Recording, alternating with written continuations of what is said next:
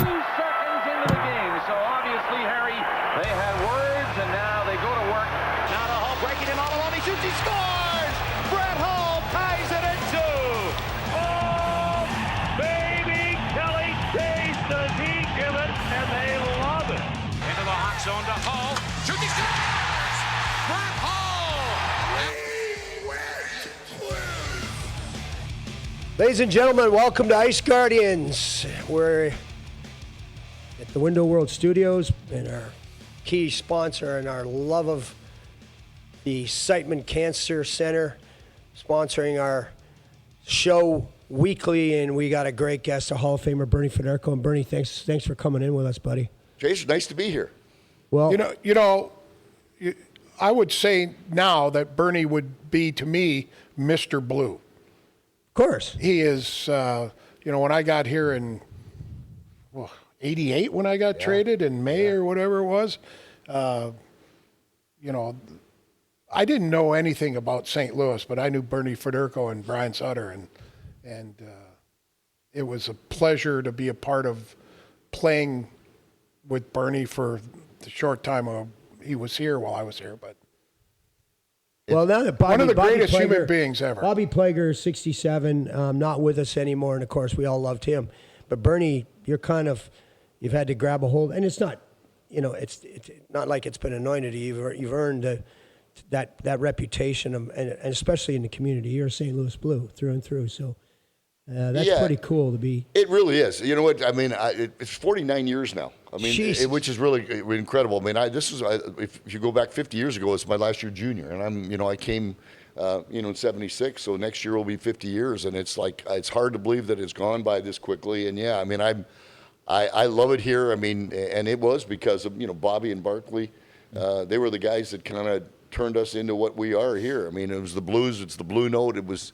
It's playing for the what's on the crest on the front of your jersey, not the name on the back or the number on the back. So it's kind of I still feel very fortunate that I can still follow the Blues and still work with them and do the games and stuff. So I couldn't be more delighted to be here still in St. Louis. When I first got here, I didn't know a soul in St. Louis. I knew Bernie Federko because I went to his hockey school, and Melrose Hockey School down the road, and Bernie would come down to Kelvington, and Bernie Federko was the only person I knew. And believe me, I didn't know anything about anything or anything about anyone.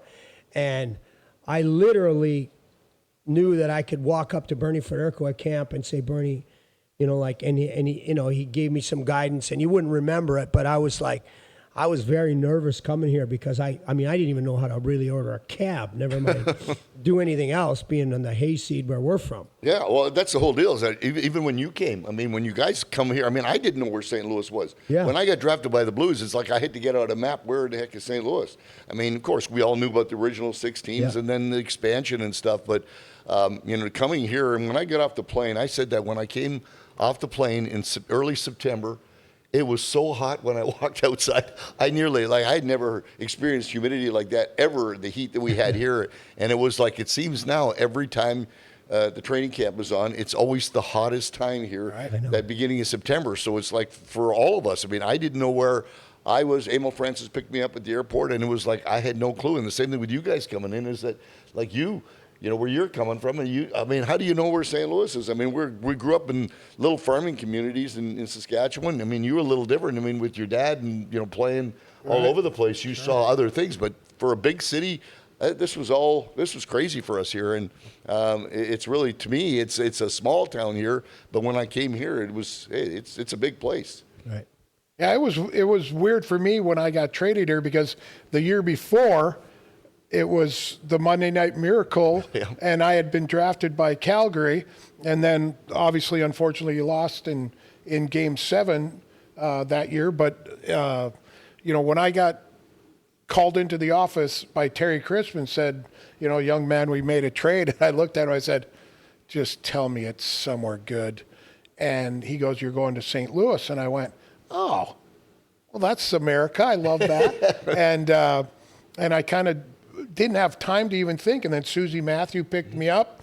That was back in the days when the NHL was cheap. And, we were flying commercial, and she drops me off at the Howard Johnson there at 44 in Hampton, and I'm like, You could see under the air What? conditioner into the parking lot. yeah. I mean, I didn't know what I was in for, and but it you know, I showed up for practice the next day, and it was you know, it was just warm, and it was because of, you know, guys like you and Brian and Greg Paslowski and Greg Millen. I mean, such a great group of guys, and I was still so young, and I was taught by you guys that, okay, this is how you do it.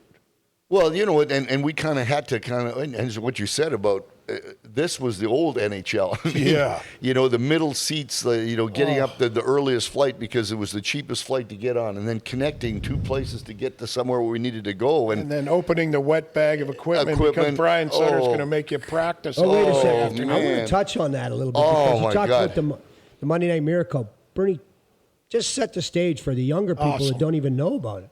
Well, you know, I've got so many fun. That was my 30th birthday. It was May the 12th, 1986. So it was my 30th birthday that day, and you know, going into Game 6, and of course we felt that we had a chance, but Calgary to us was a way better hockey club, and I'll never forget that we get down by 3 goals. We're down by 3 going into the third period. I'll never forget in between periods, Jacques Demers basically came in and said, "Hey guys, great year." I mean, he did. Way to go, Jacques. And he's, you know, Bark was still there, and you know, Bark was like, you know, you knew we still had a chance, but Bark basically, and the two of them just said, "Hey guys, whatever happens this period, let's just give it." You know what? We've done way more than anybody expected. We really had no minor league system at all. We were just, it was us. Didn't we lose a draft? Yeah, because of the Harry Ornest fiasco. 83, we didn't draft that year at all, and so it was a whole. We had no minor league system. Harry had everything was, you know, there was nothing there.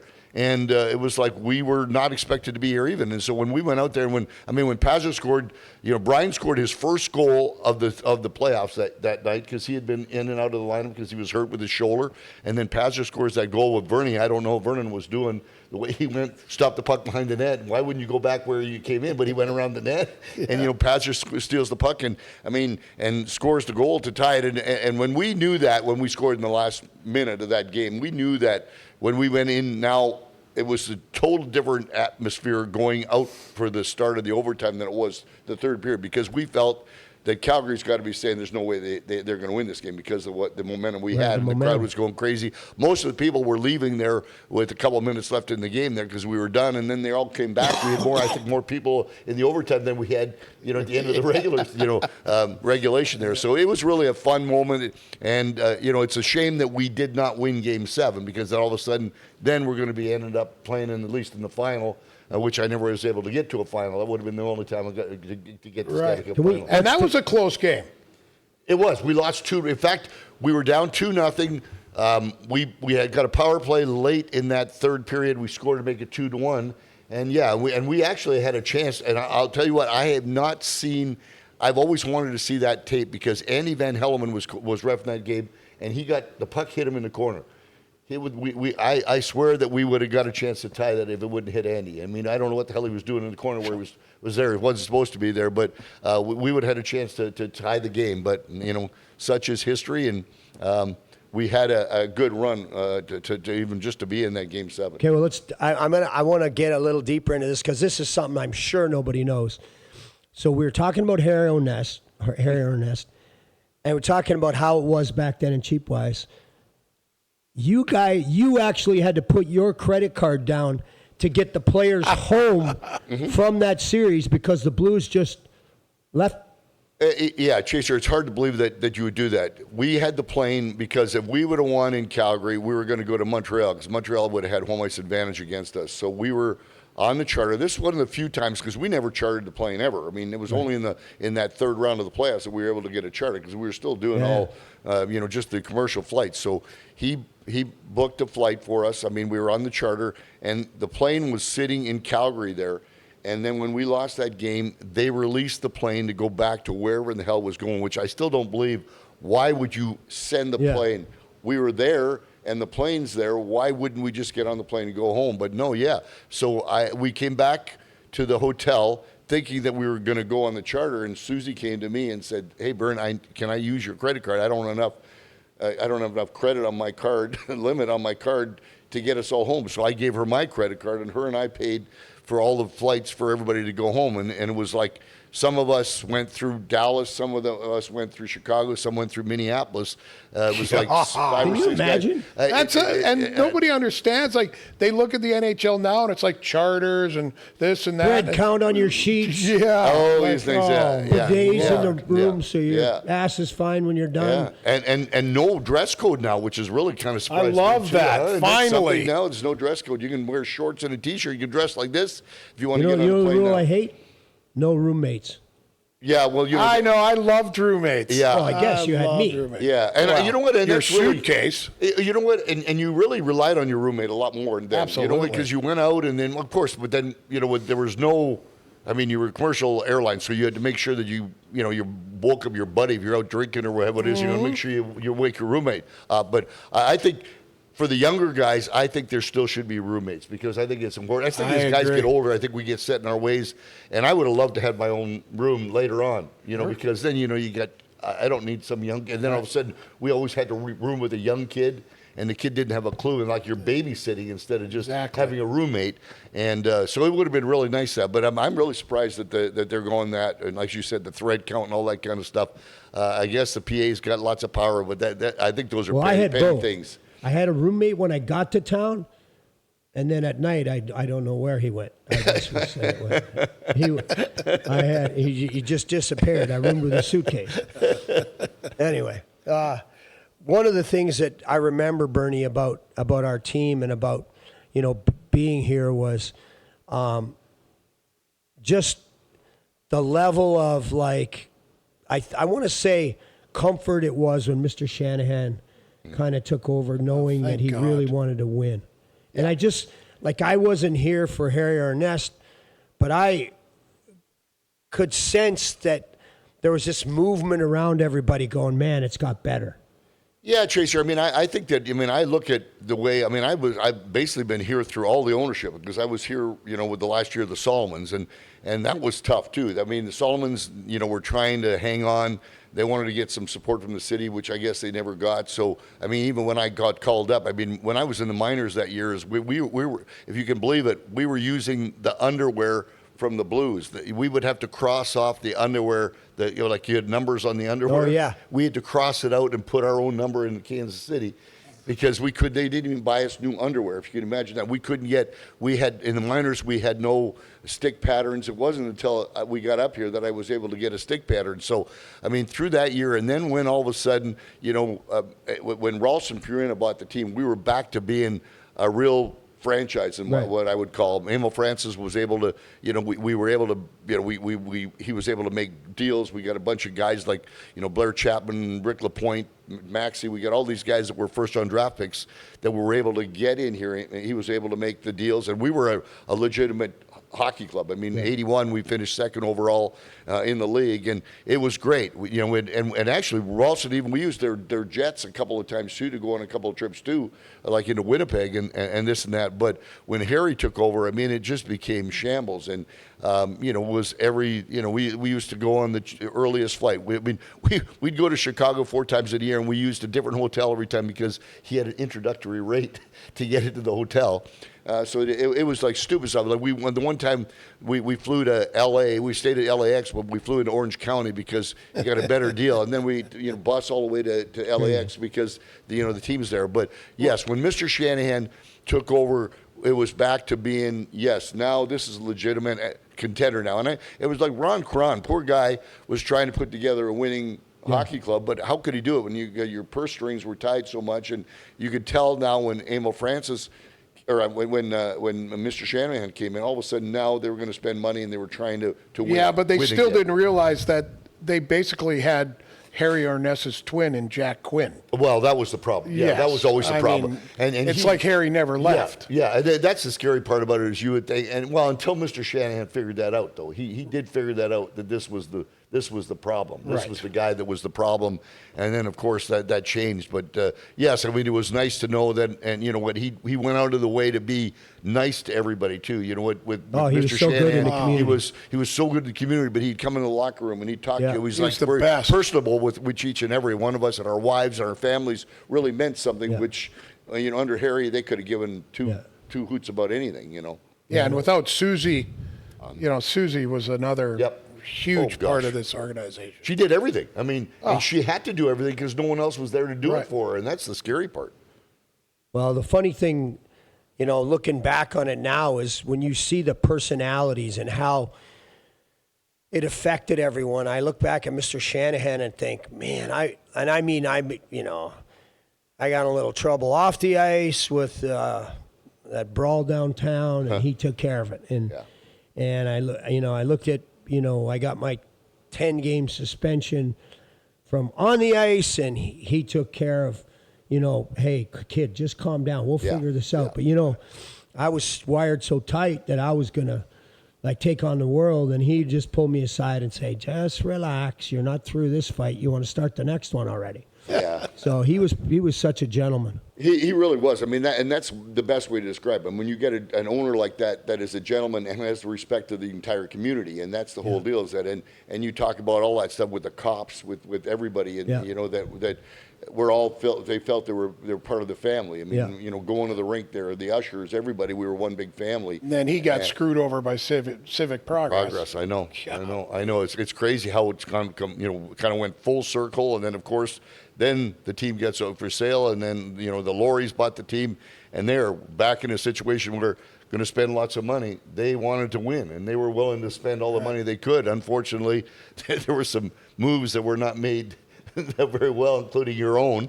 Stuff like that happened, which coaches hiring. Oh man! So there's so many different things that happened. And you look back at that, and that's why when you look at 2019 to finally win the Cup. Is still, I mean, we said it just one time. I mean, I heard that from so many fans. Yeah. Just one time before I die. Yeah. I want to say, and you know what? And we talk about Chaser with Bobby. Bobby. For Bobby winning, that was maybe the most wonderful when we were in Boston there. Bobby walking around, he didn't want to sit with us, didn't do anything. He couldn't stand watching. He was so nervous. And for him to go on that ice, and that was probably one of the biggest thrills that I had was watching Bobby hoist the Stanley Cup, and that was really, really special. We're going to go back to that here in just a minute. We need to take a break. We'll be back here in the Window World Studios, presented by Siteman Cancer Center.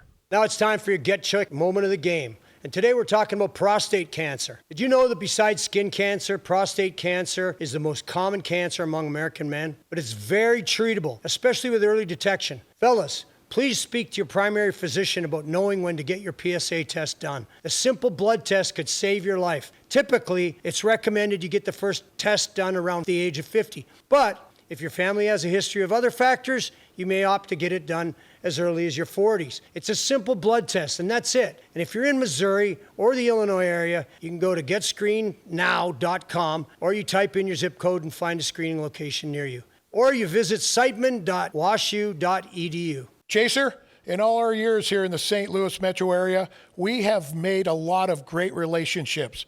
But one of our favorites and most reliable, John Eilerman from McBride Homes. No question about it, buddy. I mean, I remember when Ben was my middle guy, was a preemie, and I was called out of a field I was hunting, and we were in the midst of selling our house. I couldn't believe this was happening 11 weeks early. Come charging back to St. Louis, and McBride Homes finds me a place to live as I'm in the middle of trying to search for a home, and I've had a relationship with them, and that was in 2000. And they've done nothing but take care of Blues players, coaches. I know Coach Berube was one of them. And they've just been instrumental in the community. They're such giving people. It's always about charity. It's always about giving back. And that's the reason they say McBride Homes is everywhere you want to live. Absolutely. And it goes without saying that they are one of the top companies in St. Louis. 100%. We're coming to you from Window World Studios, Hully. And you know these guys, they're all about windows. That's right, Chaser. Windows World of St. Louis doesn't just put in windows. They take care of people. Best service in the business, hands down. And they'll do whatever it takes to make customers happy. And that's why fans around here trust Window World for their homes. So if you need new windows, Go with the teams that's willing to go the extra mile. Window World of St. Louis. Window World of St. Louis. Best in town, buddy. Absolutely. Score big at Hippos Dispensaries with locations in Chesterfield, Columbia, and Springfield. Daily deals that keep your wallet in the game, top cannabis brands you know and trust, and bud tenders who feel like teammates. Hippos, your home rink for cannabis in Missouri. Welcome back to Ice Guardians. Brett Hall, Kelly Chase, along with our good friend, Hall of Famer Bernie Federko. We're in the Window World Studios, sponsored by Siteman Cancer Center. And Bernie, thanks for coming in. We're going to reset on Bobby Plager a little bit. What a character the game he was. We just talked about how great it was watching him when we won the Cup in 19, but what was he like as a teammate? Well, I mean, I think that both Bobby and Bark were probably the greatest thing that happened to me when I came, is because they kind of took me under their wing, and they were all about the Blues. That was their life. I mean, it was playing the right way, the way they played, the blue collar way that they played. They wanted everybody to play that way, and they were the kind of guys that if someone, kind of what you and Twister ended up being, for Hully and stuff, as they did.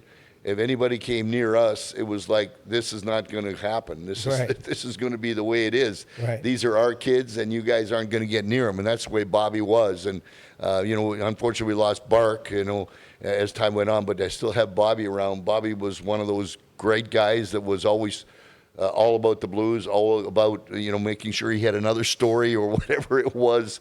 I don't know how anybody could be that funny and have that many stories that he could tell everybody, whether he's changing the channel with his watch. Yes. Always had something going, and he kept everybody, light, everybody in the locker room when he played. I mean, he always had a funny thing to say, and it's like, it could be really intense, and then Bobby would always have something to say to get everybody back down to the right, I guess, the right gear to play. But he was one of those special people that I think we all were blessed to be able to get a chance to know. Oh, what are one of the, I'm not to put you on the spot, but one of his things that you shake your head about story-wise with him with Well, lighting I think the hot news was always the funniest thing, because Bobby would, always, whether it was Gus Kyle, whoever it was, be reading the newspaper, and the first thing in the morning, Bobby would come up with the lighter and light the newspaper on fire. And whether it was in the airport or it didn't matter, on the bus, he would light the fire. He would light the newspaper on fire all the time. It was back then there was no TSA.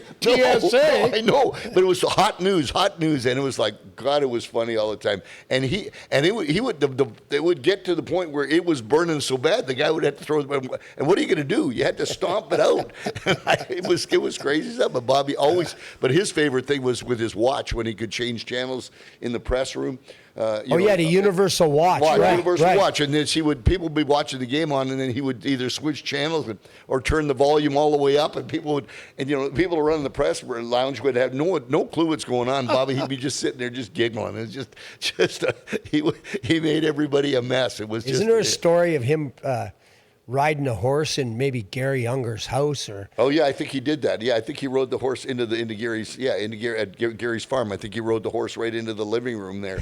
I mean, he didn't care. I mean, Bobby was just one of those guys that he always had something. I mean, and they always talk about when the Solomons first had the team back in '68 or whatever, where they all got cars, and everybody had the same car. But I guess Scotty Bowman would wait till everybody, because all the cars were the same, and he always knew that Bobby's car was going to be the last one to leave the party. So he would just kind of hang on until Bobby left, and then the next morning he would say, "Hey, Bobby, I noticed you left at 2 o'clock in the morning." Bobby said, "What are you talking about?" He says, "Well, I know you. We got the same cars." He says, "I know which cars leaves last, and that was yours." So it was always Bobby. Bobby was the last one to go. Didn't he start taking? Yeah, that's what I heard. He started taking Barkley's car. Started taking Barkley's car. And then I think Scotty Bowman called him in one time and said, "Bark, everything okay at home?" Like, "Yeah, why?" "Well, I noticed that the last 3 nights, you've been over at Pat's. Was it Pat's place in Oakland?" Yeah, Oakland. Yeah. Pat's Bar and Grill. Bobby tells this story where he was in there one night and Glenn Hall went in there at lunchtime. And they had lunch, and then lunch turned into happy hour, and happy hour into dinner, and Glenn called home and asked his wife what was for dinner. He said, "What's for dinner, honey?" She said, "Shit, Glenn, that's for dinner." He said, "We'll only make half. I'm not going to be home." I remember Bobby telling that He story. just turned 95. Glenn. Glenn, I know I saw that. I saw that. That's awesome. I mean, what a nice The man. Ghoulie. That's a nice man, too. Oh, my dad God. loved him. Oh, man, what a nice man. Well, Hully, I remember you talking a little bit about, Bernie and Brian and talking about just coming in here and those guys kind of taking over as the leadership a little bit and said, it's kind of how you got some guidance when you first got here. And of course, we've talked before about Brian stepping on you when you thought you had a good year too, but the leadership was pretty secure with him and Bernie. Absolutely. When I got here, I'd only played 52 games and basically, and you guys know it, when you're a rookie, you're really not a part of the team, right? You just kind of sit in the back, and it's like, for me, when I was in Calgary, it was like, okay, you go in the morning and pregame skate, and it's like, you're in one day and you're out the next. And I remember my Uncle Dennis coming to watch, and we played the Rangers, and I got a hat trick, and it was a back-to-back at home, and the next day I wasn't in the lineup, and my uncle went down he saw Terry Crisp, and he goes, Terry, my nephew Brett, he just got a hat trick last night. Why isn't he playing tonight? And he goes, "Oh, we always think he plays better when he's pissed off." And it's like, God, the and that's how mentality was dumb. so stupid. Isn't that Some dumb? people, oh my God, it's unbelievable. Well, that's the whole deal.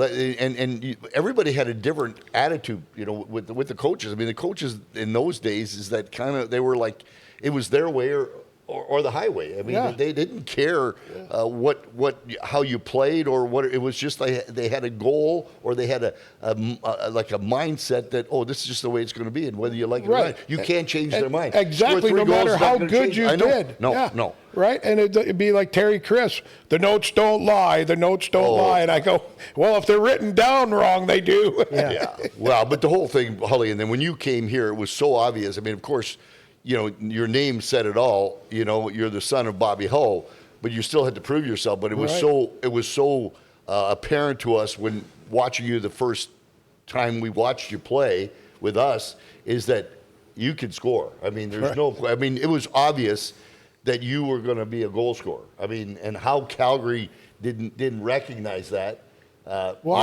I always wondered you were why scoring there. Right? Why did they ever even draft me?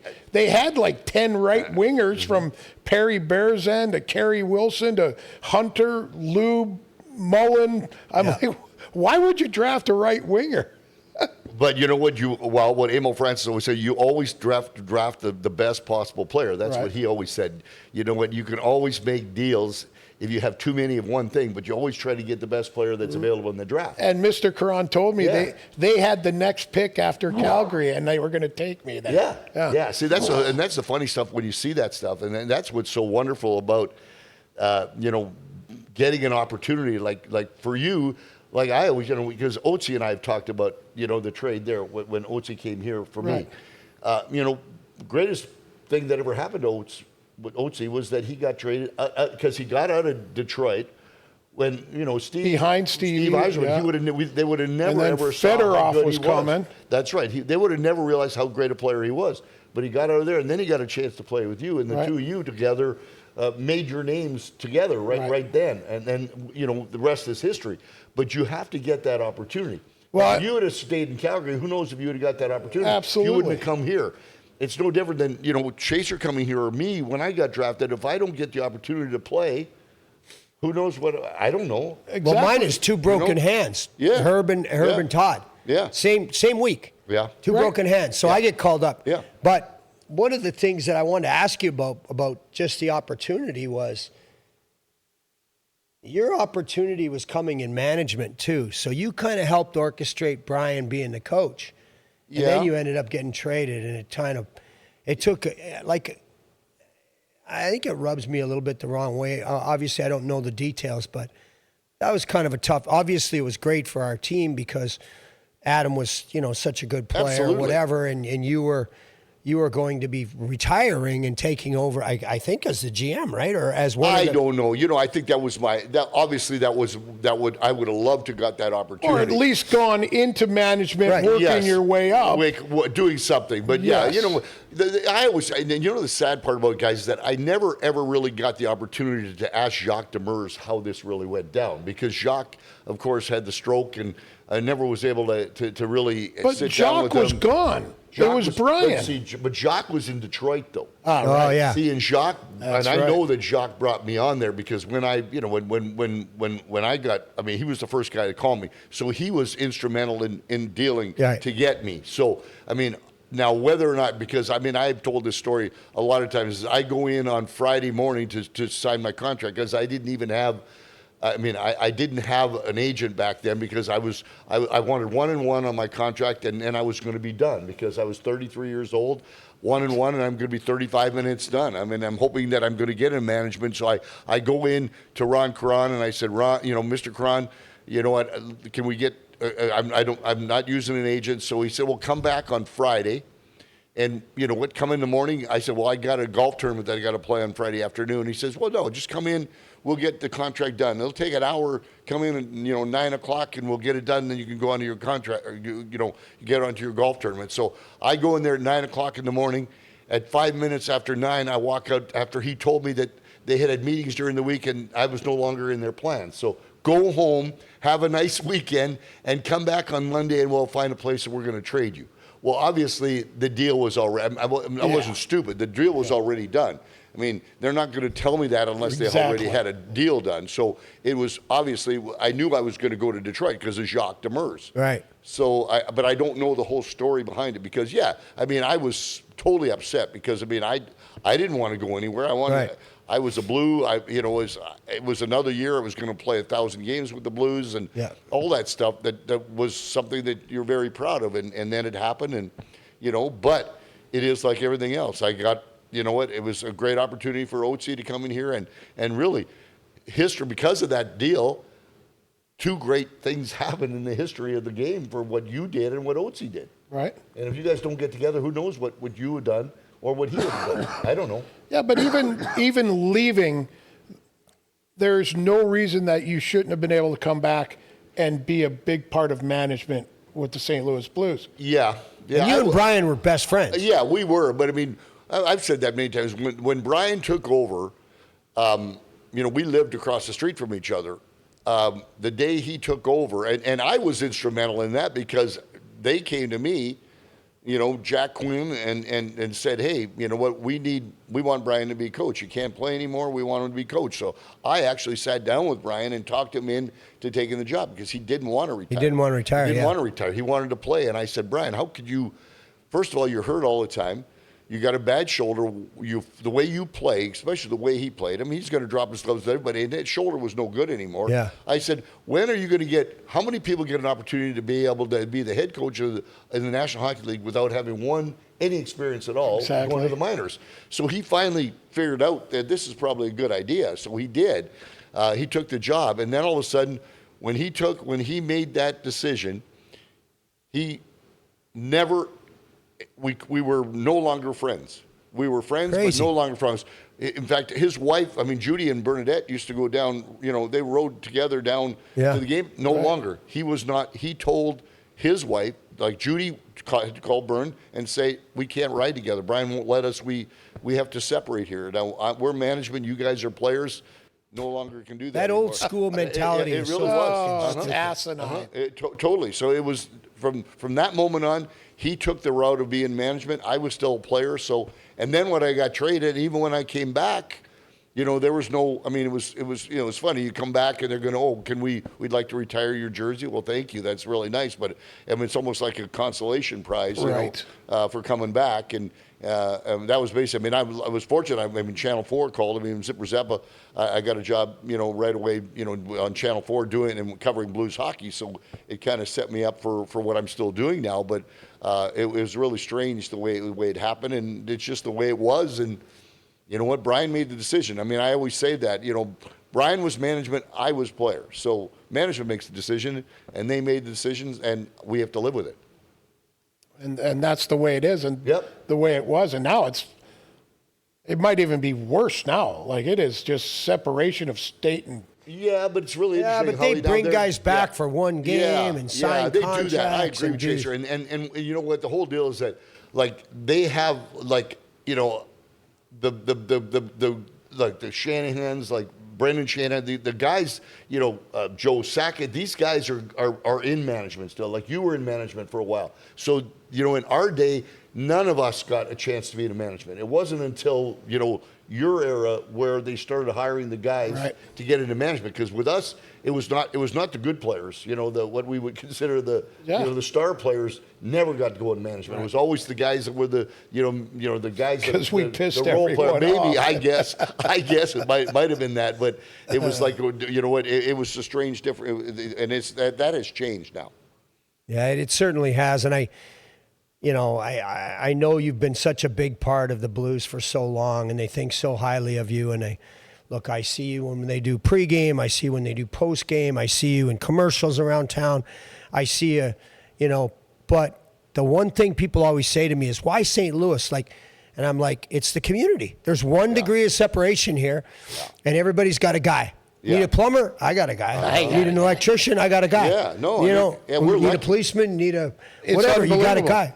It's the perfect sports city. It really Unbelievable. is. Yeah, we're really fortunate here, and you know what? And the people are nice about it. I mean, it's not where someone's going to come out, and I don't mind anybody. You don't either. If you're having dinner, or someone comes up and asks you something, they ask you politely to sign something, or they want to ask you a question about something. And that's the great thing about the people here. They're very, very cordial about things. Yeah. They're not throwing something at you and say, "Oh, you're a bum," or whatever, or you can't do this, or they're getting in your face.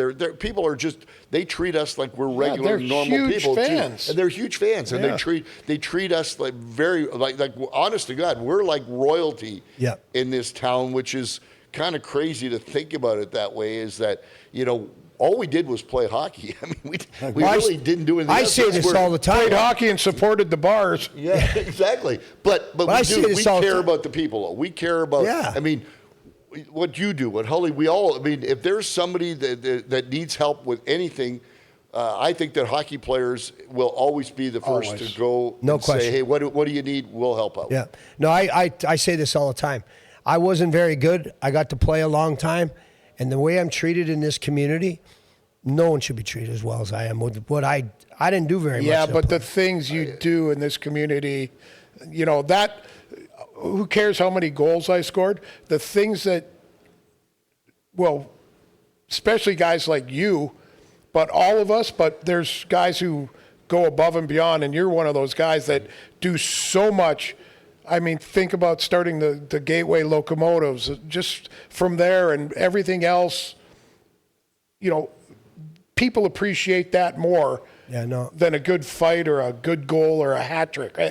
They care about what you do in the community, and I think the Blues, well, and I would imagine every, the Cardinals and the Rams and they've all done their part, but I don't think anyone's done more than the Blues. No, I agree. In this town, I mean, again, I think that the guys are willing to do more here. I mean, I think that's just a mentality of hockey players, is that we kind of all grew up supporting each other and getting such great support from our families and our friends, and now we want to do the same thing. And I think that's why we do this. I mean, what you're doing, what you're going through, and what you're doing with Siteman. I mean, normal people don't really just do that.